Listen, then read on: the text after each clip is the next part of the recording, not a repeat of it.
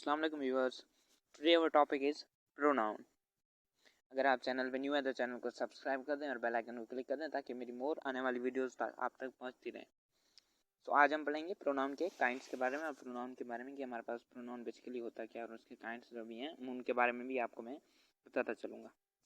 तो let's start. Pronoun is a word which use in state of noun. For example he, she, it, they, etc। Pronoun ऐसा word है जो कि noun के बदले में काम आता है। क्या करते हैं हम इसे नाउन के इंस्टेड यूज करते हैं।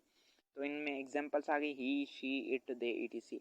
अब प्रोनाउन का यूज हम करते क्यों हैं? बेसिकली हम इसको रिपीटेशन खत्म करने के लिए इसका यूज करते हैं। पर्सनल प्रोनाउंस इसकी पहली काइंड है।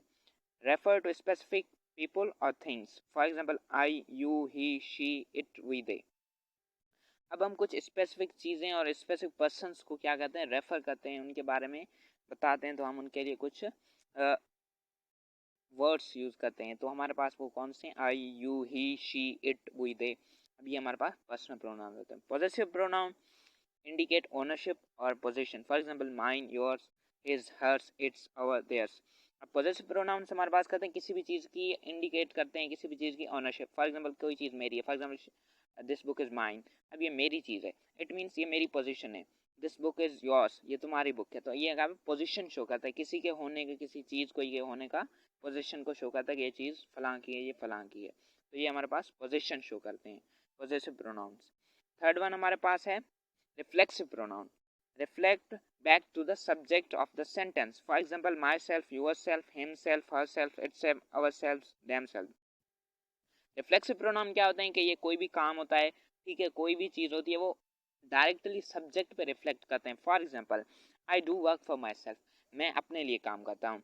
It is you work for yourself, तुम अपने लिए काम करती है। मतलब जो काम करती है वो उसे खुद पर ही हो रहा है, वो खुद के लिए ही करती है, यानी खुद पर असर हो रहा है। तो इनका क्या कहता है, ये रिफ्लेक्ट बैक करते हैं सब्जेक्ट की तरफ।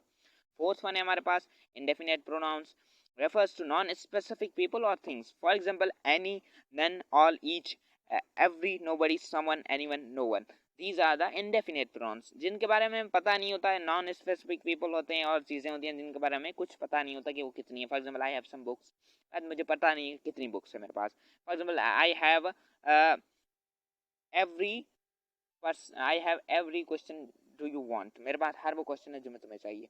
तो हमारे पास क्या है कि ये इन चीज़ों का हमें पता नहीं होता, लेकिन हम इनके बारे में इंडिकेट करते हैं, बताते हैं। फिफ्थ वन है हमारे पास interrogative pronoun, use to ask questions. For example who, whom, whose, which, what. तो अब ये हमारे पास क्या होते हैं, क्वेश्चनिंग वाले वर्ड होते हैं। देखिए हमें पता चलता है कि वो, who, whom, whose, which, what. अब इनको हम intro as interrogative WH words हैं जिनको हम एज इंट्रोगेटिव भी यूज करते हैं और इंट्रोगेटिव प्रोनाउंस भी इन्हें कहा जाता है। तो ये भी एक प्रोनाउन की काइंड्स हमारे पास जिनको हम क्वेश्चंस के लिए। For example who are you, तुम कौन हो।